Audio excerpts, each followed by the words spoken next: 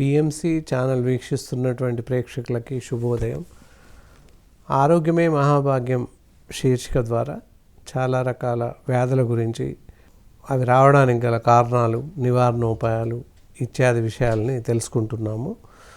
So నా పేరు doctor D Balakishan, Shri Kaushik Ayurveda వైద్య నిలయం, దిల్సుఖ్ నగర్, హైదరాబాద్. సో ఇలా మనం వ్యాధుల గురించి ఎంత తెలుసుకున్నప్పటికీ ఇంకా తెలుసుకోవాల్సినటువంటి వ్యాధులు ఉన్నాయి. అవి రావడానికి గల కారణాలు, జాగ్రత్తలు ఎన్ని తీసుకున్నప్పటికీ మరీ కొత్త జబ్బులు, వింత జబ్బులు వస్తున్నాయి.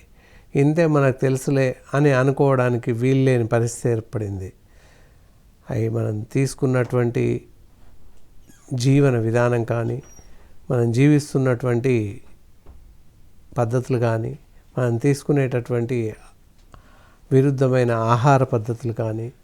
ఈరోజు ఇంకో రకమైనటువంటి వ్యాధి గురించి చర్చించుకుందాం.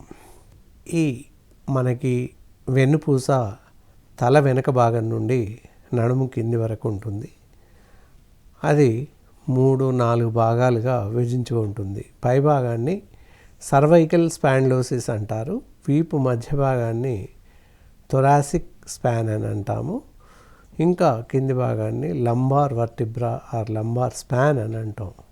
ఇంకా కింది భాగాన్ని సాకో లేదా సియాటిక్ బోన్ అని చెప్పేసి అంటాము. సాకో బోన్ అని అంటాము. ఇలా ఈ వెన్నుపూస మన శరీరానికి ఎంతో ముఖ్యమైనటువంటి అవయవం. సో వెన్నుపూస ఎంబడి అంటే స్పైనల్ కార్డ్ ఎంబడి దాంతోపాటుగా సియాటిక్ వెయిన్ నర్వ్ ఉంటుంది. ఈ రెండు సమంగా పనిచేసినంత కాలం మనకు ఎలాంటి ప్రమాదం కానీ, ఎలాంటి శారీరక అవలక్షణాలు కానీ కలగవు. ఈ మధ్య కాలంలో చాలామంది మెడ నొప్పి, నడుము నొప్పిని లేదా బ్యాక్ పెయిన్ అని చెప్పేసి అనుకుంటున్నాం. ఈ నొప్పి వచ్చినప్పుడు కనీసం కూర్చోలేని పరిస్థితి, నిలబడలేని పరిస్థితి ఇలాంటివి ఏర్పడతాయి. చాలామంది సియాటిక్ పెయిన్ అని చెప్పేసి చెప్తూ ఉంటారు. నిన్నే వాడుక భాషలో బ్యాక్ పెయిన్ అని కూడా చెప్పుకుంటుంటాము. ఇది ఎందువల్ల ఏర్పడుతుంది, ఈ నొప్పి రావడానికి కారణాలు ఏంటి అని ముందుగా తెలుసుకోవాలి. ఏదైనప్పటికీ రాకుండా ముందు జాగ్రత్తలు తీసుకోవడం చాలా మంచిది. ఇలా సియాటిక్ బోన్ పెయిన్ కానీ, సియాటిక్ నర్వ్ పెయిన్ రాకుండా ఉండడానికి మనం ముందుగా తీసుకోవాల్సినటువంటి జాగ్రత్తలు చూసినట్లయితే, నిలకడగా స్టడీగా చక్కగా కూర్చోవడం, చక్కగా నడవడం, తర్వాత మనం ఏదైనా వస్తువులు తీసుకున్నప్పుడు కానీ, ఏదైనా ఆర్గానిజమ్స్ తీస్తున్నప్పుడు కానీ కరెక్ట్ ప్రపోర్షన్లో తీసుకోవాలి.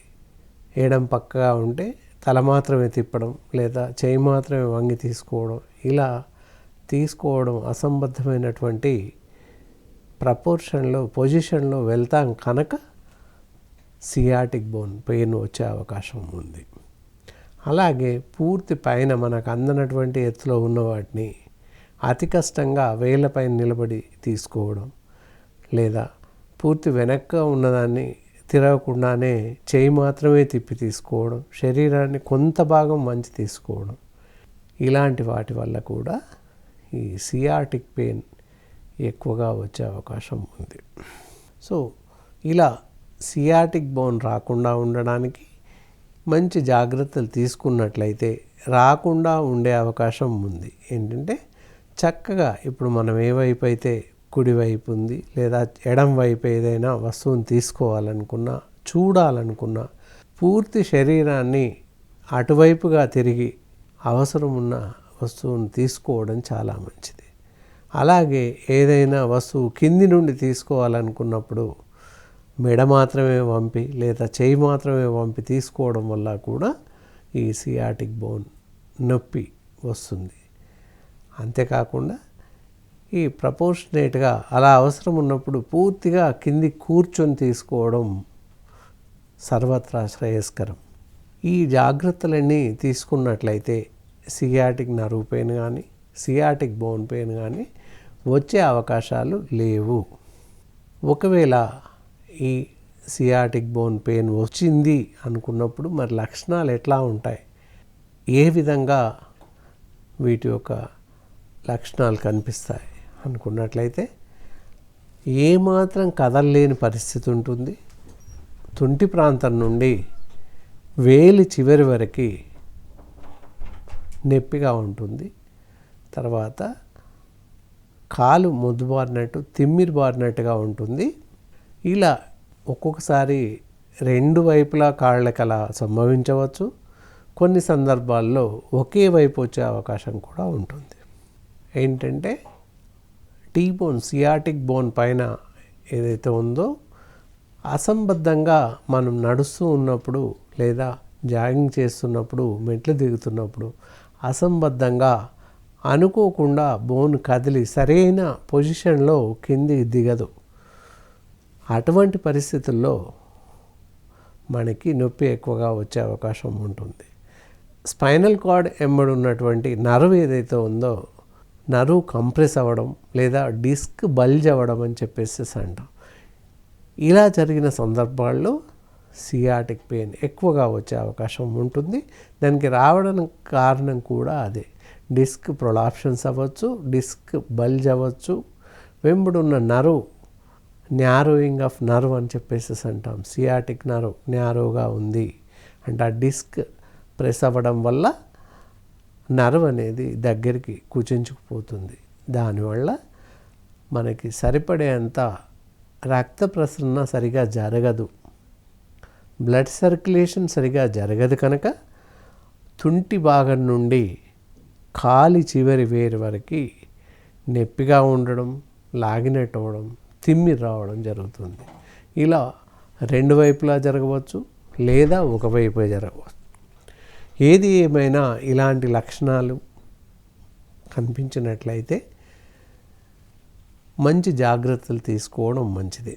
మనం వీటికి ముందుగా ఇంట్లో ఎలాంటి జాగ్రత్తలు తీసుకుంటే ఈ సియాటిక్ పెయిన్ నుండి మనం రక్షించుకోవచ్చు, ముందు జాగ్రత్తలకు వెళ్దాం. ఫ్లాట్గా ఉండేటటువంటి బెడ్ ఏర్పరచుకొని మరీ మెత్తగా కాకుండా మరీ గట్టిగా లేనటువంటి బెడ్ని తీసుకోవడం మంచిది. పడుకుండేటటువంటి బెడ్ సమతలంగా ఉండి దానిపైన మధ్యస్థంగా ఉండేటటువంటి బట్టలు వేసుకొని పడుకోవడం చాలా మంచిది. ఈ దూది పరుపులను వాడడం చాలా శ్రేయస్కరం. అలా కానిచో కాయర్ బెడ్ కూడా వాడవచ్చు. కంప్లీట్ స్పాంజ్ బెడ్ ఏ పరిస్థితుల్లోనూ వాడకూడదు. ఇది వాడడం వల్ల కూడా నొప్పి ఎక్కువగా వచ్చే అవకాశం ఉంటుంది.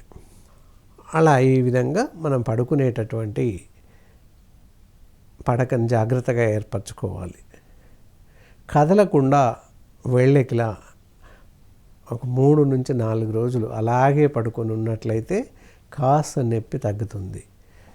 ఓన్లీ వాష్రూమ్కు తప్ప ఇంకా వేరే అవసరానికి వెళ్ళకూడదు. Total out of station works అన్నీ మానేయాలి. మెట్లు ఎక్కడం దిగడం కానీ అసలే చేయకూడదు. ఇలాంటి జాగ్రత్తలు తీసుకున్నట్లయితే త్వరగా తగ్గే అవకాశం ఉంటుంది. దాంతోపాటుగా ఇంట్లో ఒక రకమైనటువంటి చిట్కా వైద్యం ఉంటుంది, అది మీరు గమనించవచ్చు. ఏంటంటే నిర్గుండి చూర్ణము దొరుకుతుంది. అదొక 25 గ్రాముల నిర్గుండి చూర్ణము, 25 గ్రాములు అశ్వగంధ చూర్ణము, ఇలా ఇవి తీసుకొని 1 లీటర్ నీటిని చేర్చి 1 లీటర్ నువ్వుల నూనెను చేర్చి సన్నని చెగపై పూర్తిగా మరిగించి నూనె మాత్రమే మిగిలే వరకు దాన్ని తయారు చేసి అలా తయారు చేయగా వచ్చినటువంటి తైలాన్ని ఒక సీసాలో జాగ్రత్తగా భద్రపరచుకోవాలి. అలా భద్రపరుచుకున్నటువంటి తైలాన్ని మన నడుం కింది భాగంలో సియాటిక్ బోన్ పెయిన్ వస్తుందనుకున్నాం కనుక బోర్లా పడుకొని ఆ ప్రాంతంలో పైన సున్నితంగా ఈ తైలాన్ని వేసి మర్దన చేయాలి. మరీ అదింపట్టి రాయకూడదు. పైన పూతలాగా మనం పెట్టినటువంటి ఆయిల్ పూర్తిగా ఇంకిపోయే వరకు అలాగే మర్దన చేస్తూ ఉండాలి. ఆయిల్ పూర్తిగా ఇంకిపోయిన తర్వాత ఒక తుండుగుడ్డను వేడి నీటిలో ముంచి ఆ ప్రదేశాన్ని పైన కాపడం పెట్టినట్లయితే తొందరగా ఉపశమనం లభించే అవకాశం ఉంది. ఇలా ఈ విధంగా మొదటి 3 నుంచి 4 రోజుల వరకు ఈ విధంగా మనం సపర్యలు చేసుకున్నట్లయితే, కదలకుండా పడుకొని ఆయిల్ అప్లికేషన్తో నొప్పి తగ్గించుకున్నట్లయితే కొంతగా తగ్గుతుంది. 4వ రోజు నుండి మామూలుగా దానికి సరిపడేటటువంటి మెడికల్ యోగా ఎక్సర్సైజ్ ఉంటుంది.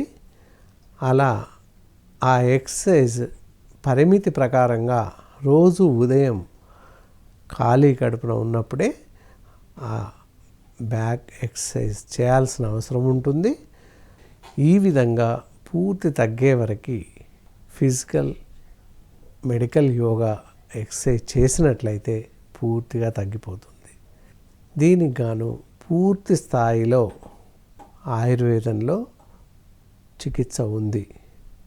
ఏమాత్రం అశ్రద్ధ చేయకుండా తప్పనిసరిగా అనుభవజ్ఞులైనటువంటి ఆయుర్వేద వైద్య నిపుణులను సంప్రదించినట్లయితే మీకు సరిపడేటటువంటి వైద్య చికిత్సలను అందించే అవకాశం ఉంది. ఇంకా ఇలా జాగ్రత్తలు తీసుకున్నప్పటికీ తగ్గడం లేదు అనుకున్న పరిస్థితుల్లో వీటితో పాటుగా తప్పకుండా ఆయుర్వేద వైద్యులను సంప్రదించినట్లయితే వీటికి సరిపడేటటువంటి పూర్తి స్థాయి చికిత్స మీకు అందించే అవకాశం ఉంటుంది. ఇలా ఎప్పుడైతే సియాటిక్ బోన్ పెయిన్ వస్తుందో అప్పుడు తప్పకుండా త్వరపడి వాటికి చికిత్స తీసుకోవడం ఎంతైనా మంచిది. అలా కాని పక్షంలో నొప్పి చాలా ఎక్కువై వ్యాధి ముదరడం అంటారు, ఎక్కువైపోయి డిస్క్ పైన ఎక్కువ భారం పడుతుంది. అండ్ యాజ్ వెల్ యాజ్ దాంతోపాటుగా సియాటిక్ వెయిన్ పైన కూడా ఎక్కువ బరువు పడుతుంది. దానివల్ల నడవలేని పరిస్థితి ఏర్పడుతుంది. అవయవాల కదలికలో మనం నడిచే విధానంలో కూడా మార్పు వస్తుంది. తర్వాత కాలంలో ఎంత కష్టపడ్డప్పటికీ మనం ఎన్ని విధాలుగా చికిత్స తీసుకున్నప్పటికీ ఈ సియాటిక్ బోన్ పెయిన్ తగ్గే అవకాశం ఉండదు. దీనివల్ల ఇతరత్ర వేరే అవయవాల పైన భారం పడే అవకాశం ఉంది. వేరే రకాల జబ్బులు వచ్చే అవకాశం ఉంది. దీన్ని మనం సరైన సమయంలో సరైన చికిత్స తీసుకున్నట్లయితే ఎలాంటి ప్రమాదం లేదు. అలక్ష్యం చేసినట్లయితే తుంటిపైన నీస్ మోకాళ్ళపైన భారం ఎక్కువగా పడే అవకాశం ఉంది. దానివల్ల మోకాళ్ళ నొప్పులు కొత్తగా వచ్చే అవకాశం ఉంటుంది. కాబట్టి ఎప్పుడైతే సియాటిక్ పెయిన్ వచ్చింది అనుకున్నప్పుడు వెంటనే స్పందించి తగు రీతిలో వైద్య చికిత్సలు తీసుకోవడం మంచిది. ఈ విషయంలో అలక్ష్యం, అశ్రద్ధ, ఏమరపాటు ఏం లేకుండా తప్పనిసరిగా పూర్తి స్థాయి వైద్య చికిత్సలను తీసుకోవడం చాలా మంచిది. మరియు ఎలాంటి ఆహారం తీసుకోవాలి, ఎలాంటి ఆహారాలు తీసుకోకూడదు. ఫస్ట్ తీసుకోకూడనటువంటి ఆహార పదార్థాలను చెప్తాను. ఏంటంటే ఫ్రై ఫుడ్స్, జంక్ ఫుడ్స్, ఈ శీతల పానీయాలు ఇలాంటివి తీసుకోకూడదు. వేపుళ్ళు, ఈ దుంపరాష్ట్రం, ఇది చేమదుంప అంటారు, అవి తినకూడదు. ఇలాంటివన్నీ తప్పకుండా మానేయాల్సిన అవసరం ఉంటుంది. ఇంకా మరీ ముఖ్యంగా కందిపప్పు మానేయాల్సిన పరిస్థితి ఏర్పడుతుంది. అలాగే నాన్ వెజిటేరియన్ అసలే తినకూడదు. ఇంకా తీసుకోవాల్సినటువంటి ఆహార పదార్థాలు పూర్తిగా ఈజీ డైజెస్టబుల్ ఫుడ్, చాలా తేలికగా జీర్ణమయ్యేటువంటి ఆహార పదార్థాలు తీసుకోవాలి. మరియు బలవర్ధకమైన ఆహార పదార్థాలు తప్పకుండా తీసుకోవాలి. ఈ గ్రీన్ లీవ్స్ ఆకుకూరలు ఎక్కువగా తీసుకోవాలి. వారంలో 2 రోజులు ఆకుకూరలు ఎక్కువగా తీసుకుంటూ దాంతోపాటుగా అన్ని రకాల కూరగాయలని తీసుకోవాలి. పాలు పండ్లు తప్పకుండా ఎక్కువ మోతాదులో సేవించినట్లయితే తొందరగా ఈ నొప్పి తగ్గే అవకాశం ఉంటుంది. ముఖ్యంగా మన ఆహారంలో కాల్షియం డిపోనెంట్స్ ఎక్కువగా తీసుకోవడం మంచిది. బోన్ స్ట్రెంగ్త్ మొక్కల్లో సాంద్రత బలం చేకూరడానికి పాలు ఉదయం సాయంత్రం తీసుకోవడం చాలా మంచిది. పెరుగు కూడా వాడవచ్చు. దాంతోపాటుగా విటమిన్ సి కంటెంట్స్ ఆమ్ల ఉసిరి అంటారు, ఉసిరికాయలు వాటితో చార్లా చేసుకొని కానీ లేదా అలాగే కానీ తినవచ్చు. ఇంకా దాంతోపాటు లైమ్ అందరికీ తెలుసు, ఐ వర్సన ఎక్కువగా తీసుకునవచ్చును. దాంతోపాటుగా ఆరెంజెస్ ఫ్రూట్స్లో వచ్చేసి దానిమ్మ ఇలాంటివి ఎక్కువ తీసుకోవడం వల్ల మన ఎముకలకి ఎక్కువ బలం చేకూరే అవకాశం ఉంటుంది. దానివల్ల ఈ సియాటిక్ పెయిన్ నొప్పి తొందరగా తగ్గే అవకాశం ఉంటుంది. ఇంకా మరీ ముఖ్యంగా ఈ పీచు పదార్థాలు, తర్వాత అందరి నొప్పి రాగానే బంగాళదుంపలు ఆలు మానేస్తారు.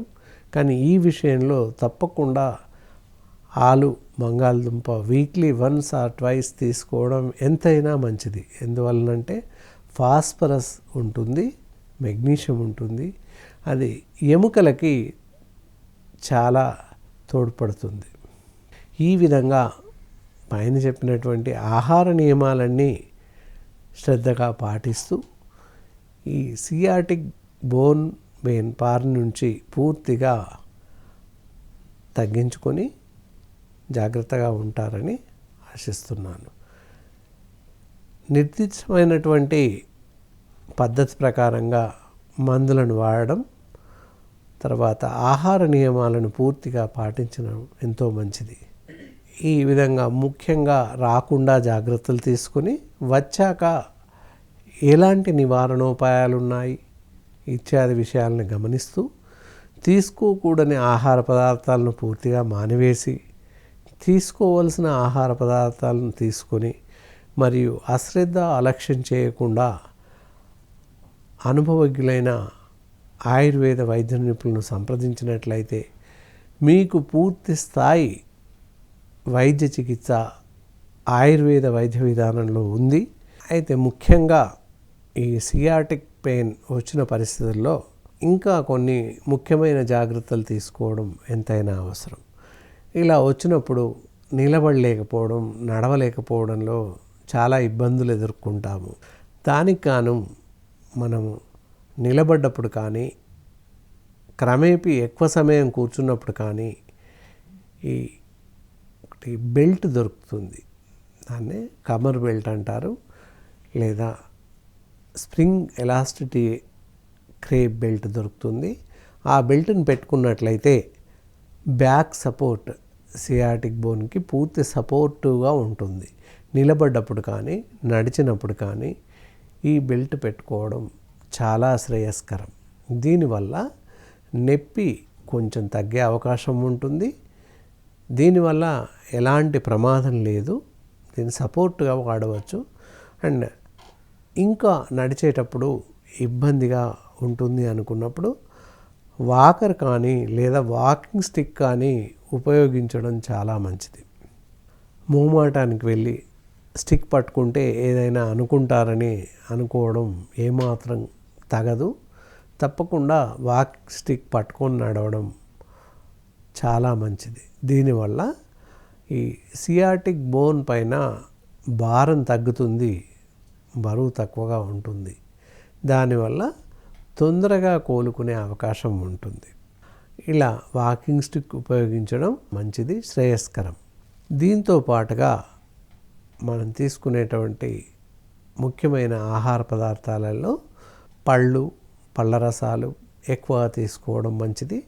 మరియు ఈ బీన్స్ అంటారు, గ్రీన్ బీన్స్, చిక్కుళ్ళు, అలసందలు ఇలాంటివి ఎక్కువగా తీసుకోవడం మంచిది. రోజు కొన్ని ఒక గుప్పెడు కానీ గ్రౌండ్ నట్స్ పల్లీలు తీసుకోవడం కూడా చాలా శ్రేయస్కరం. దీనివల్ల కూడా బోన్ స్ట్రెంగ్త్, మస్కులర్ స్ట్రెంగ్త్ కూడా పెరిగే అవకాశం ఉంటుంది. కాబట్టి ఈ పదార్థాలను ఆహారంలో చేర్చుకోవడం చాలా మంచిది. ఈ విధంగా మనం జాగ్రత్తలను తీసుకున్నట్లయితే సియాటిక్ బోన్ పెయిన్ ఆ నర్వ్ పెయిన్ పూర్తిగా తగ్గే అవకాశం ఉంటుంది. ఏమాత్రం అశ్రద్ధ చేయకుండా ఈ ఔషధాలను సరైన సమయానికి సమయానుకూలంగా వాడడం చాలా మంచిది. ఈ మాత్రలను ఎలా వాడాలి, ఎంతకాలం వాడాలి అనే విషయాన్ని వైద్యులు పూర్తిగా ధృవీకరించి మీకు చెప్పే అవకాశం ఉంటుంది. ఇలా క్రమేపీ కంటిన్యూగా కొంతకాలం వాడాలి అని చెప్పిన పరిస్థితుల్లో ఎప్పుడైతే మందులు పూర్తిగా అయిపోతాయో అప్పుడు వెంటనే మళ్ళీ రీచెకప్కి వైద్యులను సంప్రదించడం ఎంతైనా అవసరం. అలా కాకుండా చీటీలో ఉన్న మందులను తీసుకుని వచ్చి వాడడం ఏమాత్రం శ్రేయస్కరం కాదు. కొన్ని సందర్భాల్లో ఔషధాలను అంటే మందులను మార్చి ఇచ్చే అవకాశం ఉంటుంది, లేదా వేసుకునే విధానంలో మోతాదును తగ్గించే అవకాశం లేదా పెంచే అవకాశం ఉంటుంది.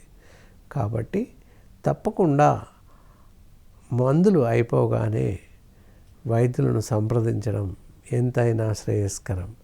అలా కానిచో మందులు వికటించి మీకు వేరే రకాల జబ్బులు వచ్చే అవకాశం ఉంటుంది, ప్రమాదానికి లోనయ్యే అవకాశం కూడా ఉంది.